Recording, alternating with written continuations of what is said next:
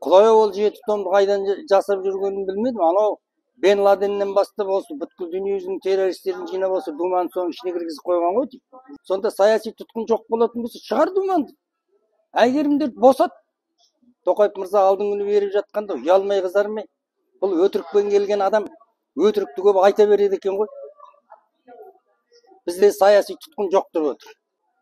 Алдың күні WhatsAppқа жазып жіберіп, Думанның тергеуін бітірдік.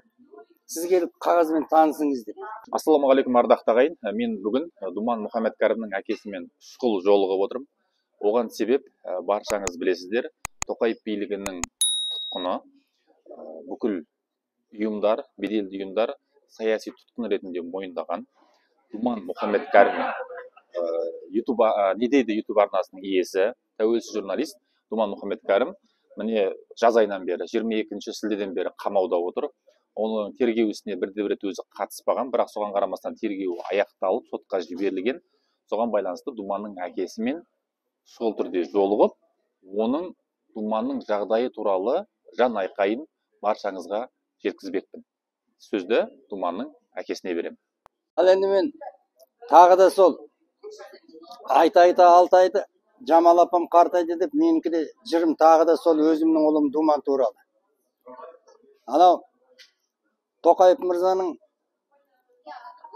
парламент сайлауы деп елді дүрліктіріп сайлаған сайлауында бұл да додаға түсіп еді.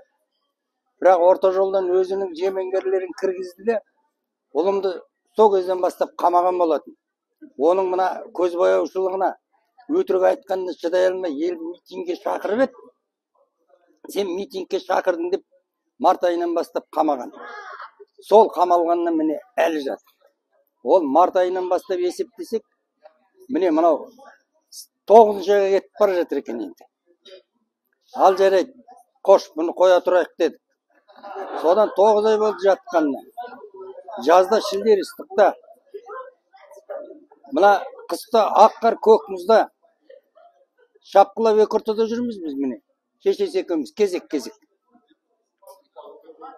Бұл бізге істеп отырған қысасы болды таза.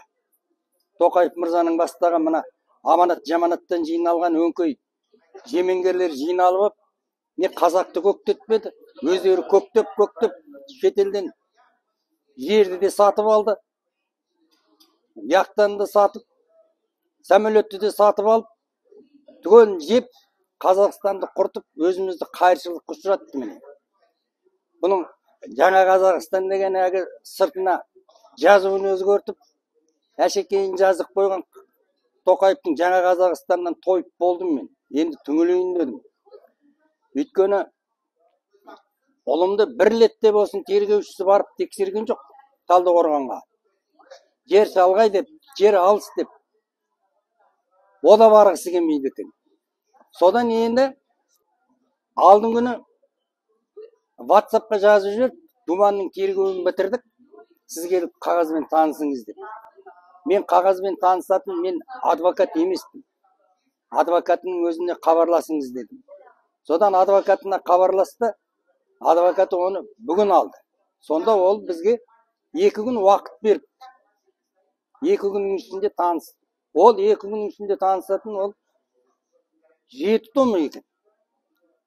Құдай ол 7 томды қайдан жасап жүргенін білмедім. Анау Бен Ладеннен бастап осы бүткіл дүниежүзінің террористерін жинап осы Думаны соның ішіне кіргізіп қойған ғой деймін. Бұл тергеу жүргізген амалын енді ғана түсініп отырмын да мен. Бұл YouTube арнасындағы Думанның салған бүткіл анау қаңтар қырғынындағы Тоқаевтың қырған адамдарының түгелін жазып шығарды ғой. Вот солардың сөзінің бәрін зерттеп, содан шығарып отыр. Әбіләзов деген жай далада қалды. Әбіләзовтен сен сұхбат алдың, Әбіләзовқа ақша аудардың деп еді. Қазір бұл Әбіләзовтың тақырыбына тағы бір айланып келемін. Өйткені мен жаныма батып отырған мына тергеушінің бізге істеп отырған қысастығы болып отыр. 2 күннің ішінде сіздер 7 томмен танысып шығыңыздар дейді. Бір газеттің өзін адам 2 сағат отырып оқимыз біз. Өзіміздің көз майымыз таусылған. Оны мені 2 күнде 7 томды оқимын деп айта алмаймын. Өйткені бір томның өзінде 180 бет бар екен. Енді есептеңіздер, сонда 2000 бірдеме болып кетті ме өзі? Құдай өз миың да жетпеді оның санына. Оның бәрін тергеуші бізге электронный вариантпен беріпті. Ол электронный варианттан біз қайтадан флешкаға түсірдік. Енді оны қайтадан флешкадан шығарып, Думанға бола. Думан таныстыру үшін Думанға апарып береміз. Тергеушінің өзі апарған жоқ. Оған бармайды да. Бізге сілтеп тастап отыр. Мына жаңа Қазақстанның, жаңа әлгі құрып жатқан жаңа Қазақстан сыйқы осы ма? Адамның құқығын таптап, Тоқаев мырза алдың күні беріп жатқанда ұялмай қызармай. Бұл өтірікпен келген адам өтірікті көп айта береді екен ғой. Бізде саяси тұтқын жоқ деп отыр. Саяси тұтқын жоқ болса, біздегі 23 саяси тұтқын қайдан келді? Айтшы, Тоқаев мырза. 23 адамды бізде әлгі халықаралық ұйым саяси тұтқын деп бағалап отыр. Оның үстінде Қаршадай қыз Әйгерім бар. Қаңтарда аэропортты басып алмақшы болды деп 20.000 террорист өз өтірігіне өзі тұншығып, Тоқаев 20.000 террорист деп еді, 20.000 террорист таба алмай, ана Қаршадай қызды соттап отыр енді. Оның үстінде өзіне қарсы сөйлеген Марат Жыланбаев бар, Нұржан Әлтаев бар. Бұлар қайда? Сонда саяси тұтқын жоқ болатын болса, шығар Думанды. Әйгерімдер босат. Саяси тұтқын жоқ болатын болса. Онда неменеге отыр олар түрмеде? Сіз өтірікті айтқанша осы мына халықтың жағдайын көтеріп, халықтың ісімен айналыспайсыз ба? Президент қылса. Өтірікке тойған жоқсыз ба?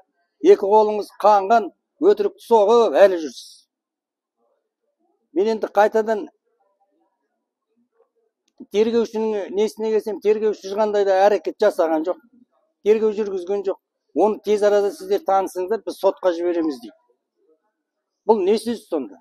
Мен түк түсінсем бұйырмасын өзі. Ол 7 томды мен бір күнде оқып таныса алмаймын. Бүгін тағы да звондап отыр тергеуші. Сіз келіп таныспайсыз ба? Мен айттым, мен адвокат емеспін. Адвокат таныссын.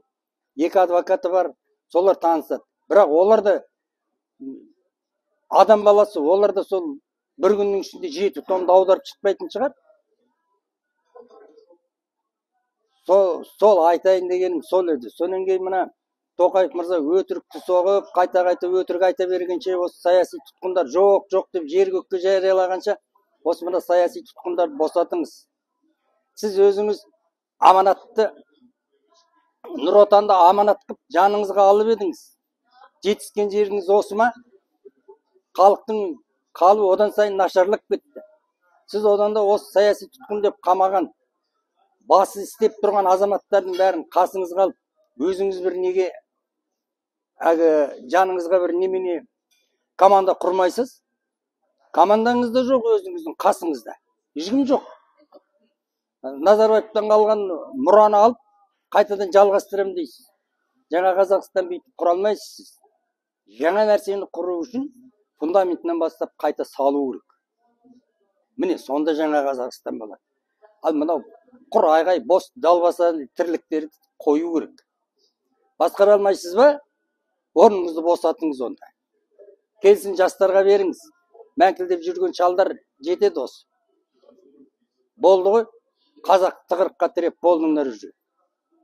Міне ардақты ағайын, Думанның әкесінің жанайқайын естідіңіздер. Думанның жағдайымен баршаңыз хабардарсыздар. Қамалған сәттен бастап үнемі Думан туралы ақпаратты мен беріп келе жатырмын. Дер кезінде адвокаттардың сөзінің, әкесінің сөзінің, Думанның хатын жариялап. Енді өздеріңіз көріп отырғандай, біздің елде ешқандай өзгеріс жоқ. Жаңа Қазақстанның ешқандай да есі де шықпайды. Сол баяғы Қазақстан жалпы ескі Қазақстан, жаңа Қазақстан деп бөлудің қажеті жоқ. Ешқандай да өзгеріс жоқ. Назарбаевтың жүйесі жұмыс істеп тұр. Марат Жыланбаев сияқты, Әйгерім Тілеужан сияқты Думанды тездетіп, жасырын түрде дегенде жабық сот өткізіп, оны түрмеге қамап тастауы әбден мүмкін. Сол себепті біз Думан сияқты азаматтарды іздеуіміз керек. Думанның YouTube арнасында 140 мыңнан аса, яғни 150 мыңға тарта жазылушысы бар. Ол өзінің сол жазылушыларына, өзін қолдайтын азаматтарға жалпы бұқара халыққа сеніп кетті. Ол бір басқа шетелдегі ұйымдарға сенген жоқ, тағы басқаларға сенген жоқ. Ол қарапайым халыққа сенді. Өзінің іздеушісі бар екендігін сезінгісі келді. Өйткені бұл елдің мұңын мұңдады, жоғын жоқтады. Бұл себепті біз саяси тұтқындарды, оның ішінде Думан Мұхаммед Кәрімді ұмыттырмауымыз керек, қорғауымыз керек, үн қатуымыз керек. Журналистер бар, қоғам белсенділері бар, қарапайым халық бар. Егер де біз сәл үнсіз қалсақ, сәл назардан тыс қалатын болсақ, егер біз бейғам болатын болсақ, әрине кез келген билік ойына келген істейді. Сол себепті айтарымыз, Думанды ұмыттырмаймыз. Думанның басында жағдайдан дер кезінде ақпарат таратып отырамын.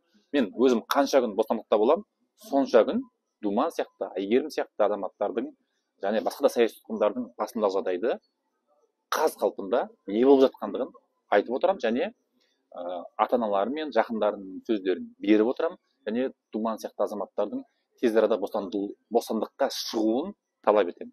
Өйткені Думан сияқты азаматтар түрмеде отырған кезде Тоқаев, Назарбаевтарды жеңе алмайды, жаңа Қазақстан орнамайды, барлығы бос сөз. Сол баяғы ұзын арқан кең тұсау. Ешқандай да өзгеріс болмайды. Назарларыңызда болған Абзал достар, келесіде жүздескенше.